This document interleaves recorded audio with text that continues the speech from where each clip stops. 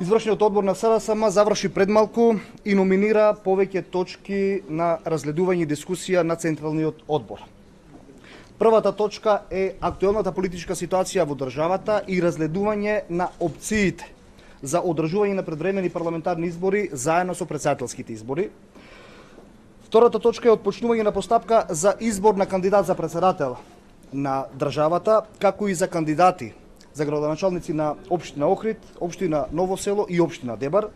Исто така тука ќе бидат утврдени правилниците, роковниците и критериумите за кандидирање, впрочем и целата постапка за избор на кандидати за претседател и нормално кандидати за градоначалници на овие три општини. Исто така, она што за вас во овој момент како временска димензија е битно, предлог одлука за свикување на 23-тиот конгрес на Социјалдемократскиот сојуз на Македонија, извршниот одбор до Централниот одбор предлага овој конгрес да се одржи на 3 март 2019 година.